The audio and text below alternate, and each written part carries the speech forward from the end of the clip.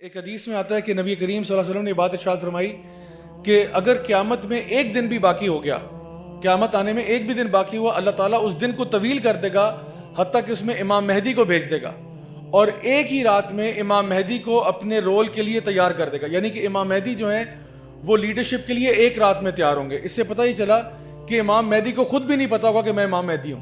یعنی ان کی جو بھی صلاحیات ہیں، جو بھی خصوصیات ہیں، جو بھی کوالٹیز اور ایٹریبیوٹس ہیں، ویسے وہ شروع سے ہی بہت اچھے انسان ہوں گے، لیکن جو ان کی لیڈرشپ پوٹینشیل ہے وہ ایک رات کے اندر اندر اللہ تعالیٰ ان کو عطا فرما دے گا. اور آپ نے فرمایا کہ ان کی جو لینیج ہے وہ میری لینیج ہے، یعنی کہ نبی کریم صلی اللہ علیہ وسلم کے خاندان میں سے ہوں گے. بعض علماء نے بیان کیا کہ وہ حضرت فاطمہ رضی اللہ عنہا کی فیملی میں سے ہیں، بلکہ سیدنا حسن کی نسل میں سے ہیں، ان کی فیملی میں سے آگے ان کی لینیج میں سے ہیں.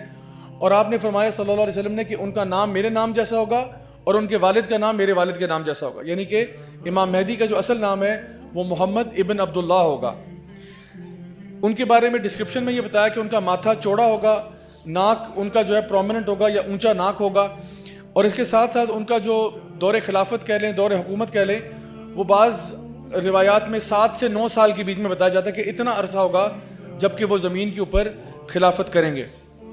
جس ٹائم پر وہ آئیں گے تو یہ بدترین دور ہوگا مسلمانوں کے لیے، یعنی کہ دنیا بھر میں بھی حالات بہت خراب ہوں گے. سب سے زیادہ مورل کرپشن اور جسے کہتے ہیں نا کہ جو سوسائٹل ڈیمیجز جتنے ہو سکتے ہیں، سب سے زیادہ ورس سچویشن ہوگی لوگوں کے لیے. یعنی جس میں کہہ سکتے ہیں کہ غربت بھی ہے، افلاس بھی ہے، اور فحاشی وغیرہ، اور یہ سارے جو برے جتنے بھی سوشل ایولز ہو سکتے ہیں وہ اس ٹائم پہ معاشرے میں عام ہوں گے. ان کا تعلق بیسکلی مدینہ سے ہوگا، لیکن حالات کی وجہ سے وہ مکہ کی طرف موو کر جائیں گے. اور بتایا جاتا ہے کہ اس زمانے میں مکہ میں ایک رولر ہوگا، ایک بادشاہ ہوگا جس کا اس ٹائم پہ انتقال ہوا ہوگا، اور اس بادشاہ کے 3 بیٹے ہوں گے. جیسے ہی اس بادشاہ کا انتقال ہوگا، جو اس کے 3 بیٹے ہیں وہ آپس میں لڑ پڑیں گے، اور لڑائی اس بات پہ ہو رہی ہے کہ اب حکومت میں کون آئے گا. تینوں بیٹوں میں آپس میں لڑائی چل رہی ہے. اسی دوران لوگ جو ہیں وہ امام مہدی کو پش کریں گے، کیونکہ وہ ایک بہت نیک اور صالح انسان ہوں گے، ایک بہت ہی اچھے انسان ہوں گے. ان کے بارے میں کچھ لوگ جانتے ہوں گے، اور وہ ان کو یہ کہیں گے کہ بھئی آپ اس عہدے پہ آ جائیں، کہ ہم آپ کے ہاتھ پر بیعت کرنا چاہتے ہیں. امام مہدی جو ہے وہ انکار کر دیں گے کہ بھئی میں نہیں چاہتا یہ. اس سے بھی ظاہر ہوتا ہے کہ امام مہدی جو ہے وہ خود پاور نہیں چاہتے، خود اتھارٹی نہیں چاہتے. لوگ ان کو کہہ رہے ہیں، لوگ ان کے پیچھے پڑ جائیں گے کہ آپ پلیز جو ہے نا یہ والا بیڑا سنبھال لیں، کیونکہ یہ جو لوگ ہیں، یہ جو بادشاہ کے بیٹے ہیں، یہ تو کام خراب کر رہے ہیں، اور حالات آلریڈی امت کے خراب ہوئے ہوئے ہیں، مزید خراب ہوں گے، آپ یہاں پہ آ جائیں. تو امام مہدی شروع میں تو جو ہے نا انکار کریں گے، اور پھر یہ ہوگا کہ وہ اس چیز کو ایکسیپٹ کریں گے. کب کریں گے؟ جب ایک لشکر جو ہے، جب پتہ چلے گا انہی فار ایگزامپل آپ اس جگہ کے حالات کو ذرا انالیسس کریں کہ بادشاہ کے 3 بیٹے آپس میں لڑائی کر رہے ہیں. ان کو پتہ ہے کہ لوگ جو ہیں وہ ایک شخص ہے محمد ابن عبداللہ جس کو فیور کر رہے ہیں، اور ان کو پاپولر سپورٹ حاصل ہے. تو اب وہ جو بادشاہ کے بیٹے ہیں وہ ان کو ایک تھریٹ سمجھ رہے ہیں، اسٹیٹ کے خلاف ایک تھریٹ سمجھ رہے ہیں. تو ایک باقاعدہ طور پر لشکر جو روانہ ہو جائے گا مکہ کی طرف، کعبہ کی طرف، کہ جا کے امام مہدی کو جو ہے جو محمد ابن عبداللہ ہیں ان کو روکا جائے. اور ہوگا یہ کہ یہ جب لشکر روانہ ہوگا تو مکہ سے قریب بیضا کے مقام پر زمین اس لشکر کو نگل جائے گی. یعنی یہ ایک معجزہ ہوگا اللہ کی طرف سے کہ یہ جو لشکر آ رہا ہوگا یہ بھی مسلمانوں کا ہی ہوگا، مسلمانوں کی ہی آرمی ہوگی، مسلمانوں کا لشکر ہوگا، اور یہ بیضا کے مقام پر زمین اس کو نگل جائے گی سوائے ایک شخص کے، جو وہاں سے فرار ہو کے جا کے خبر سنائے گا کہ جی پورا لشکر تو جو ہے زمین کھا گئی ہے. سیدہ عائشہ رضی اللہ عنہا نے نبی کریم صلی اللہ علیہ وسلم سے سوال کیا کہ یا رسول اللہ، یہ جو لشکر مسلمانوں کا زمین کھا جائے گی، ان کا حساب کتاب کیسا ہوگا؟ تو آپ صلی اللہ علیہ وسلم نے فرمایا کہ ان میں ہر بندے کا حساب اس کی نیت کے مطابق ہوگا. ہو سکتا ہے کچھ لوگ اس لشکر میں ایسے ہوں جن کو واقعی میں لگتا ہو کہ یہ جو شخص آیا ہوا ہے یہ واقعی میں کوئی اینٹی اسٹیٹ ایکٹیویٹی کرنا چاہتا ہے، فساد کریٹ کر رہا ہے وغیرہ وغیرہ، کوئی ایسے خیالات ہوں، اور ان کو لگتا ہو کہ ہم ایک لیجٹمیٹ جنگ کے لیے جا رہے ہیں. اور بیچ میں کچھ ایسے لوگ بھی ہوں گے جن کو اچھی خاصا پتہ ہوگا کہ غالباً یہ شخص وہ ہو سکتا ہے جس کی پیشن گوئی کی گئی ہے، اور وہ ان کے دل میں بغض اور کینہ ہوگا، اور ان کا حساب پر اسی جو ہے نا اعتبار سے ہوگا. اب جب یہ لشکر روانہ ہو گیا اور اس کو زمین کھا گئی، اب لوگوں کو یقین ہو گیا کہ یقیناً یہی امام مہدی ہیں.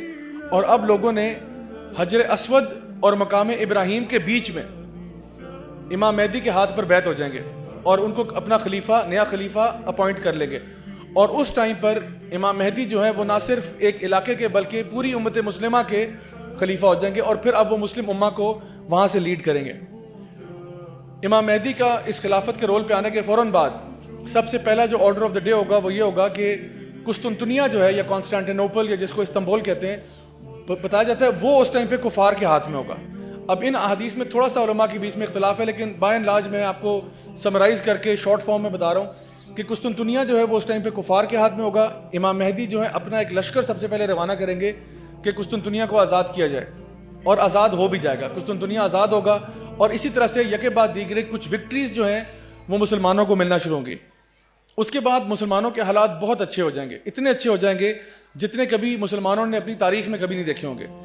حدیث میں آتا ہے کہ اللہ تعالیٰ رحمتوں کی بارشیں برسائے گا, زمین سے خزانے نکل نکل کے باہر آئیں گے, فروٹس, ویجیٹیشن, کراپس, حتیٰ کہ امام مہدی جو ہیں لوگوں میں پیسے تقسیم کریں گے اور بغیر گنے بانٹیں گے. یعنی کوئی کوٹا سسٹم نہیں ہے, کوئی راشن سسٹم نہیں ہے, اتنا مال آ جائے گا مسلمانوں کے پاس کہ وہ بغیر گنے جو آئے گا منہ مانگی چیزیں اس کو عطا کرتے جائیں گے. تو یہ ایک بہت ہی خوشحالی کا دور ہوگا. اچھا, اس دور کے بعد جب حالات بہتر ہوتے جا رہے ہوں گے تو کچھ عرصے کے بعد ایسا ہوگا کہ ایک افواہ پھیلے گی کہ دجال جو ہے وہ اس کا ظہور ہو گیا ہے, دجال کا ظہور ہو گیا ہے. امام مہدی فوراً سے ایک لشکر روانہ کریں گے کہ جس جگہ پہ خبر آئی ہوگی کہ وہاں پہ موجود ہے, امام مہدی وہاں پہ لشکر بھیج دیں گے. جب وہاں پہ جائیں گے تو پتہ چلے گا یہ رومر تھا, یہ سچی خبر نہیں تھی. لیکن جیسے ہی وہ اپنا گارڈ ڈاؤن کرتے ہیں اور پتہ کرتے ہیں کہ جی یہ رومر تھا اور اب وہ اپنے ڈیفینسز کو ڈاؤن کر رہے ہیں, اسی وقت دجال کا اصل میں ظہور ہو جاتا ہے. اور اس کے بعد دجال جو ہے وہ زمین پر آتا ہے اور وہ جو فساد برپا کرتا ہے وہ ہمارے سامنے ہے, اس کے بارے میں ہم پہلے بات کر چکے ہیں. امام مہدی کی فوجوں کے بارے میں یہ آتا ہے کہ وہ دجال سے لڑنے کے لیے اور دجال کے جو حواری ہیں ان سے لڑنے کے لیے ایک لشکر روانہ ہو جائے گا. ان کے جھنڈے کالے ہوں گے, اور نبی کریم صلی اللہ علیہ وسلم کی حدیث میں آتا ہے کہ اگر تمہیں برف پر بھی رینگ کر جا کے ان کو ملنا ہو تو تم برف پہ رینگ کر جا کے ان کو جوائن کر لینا, کیونکہ یہ بہت ہی بلیسڈ لشکر ہے. اللہ تعالیٰ کی رحمتیں اس پورے لشکر کے ساتھ ہیں.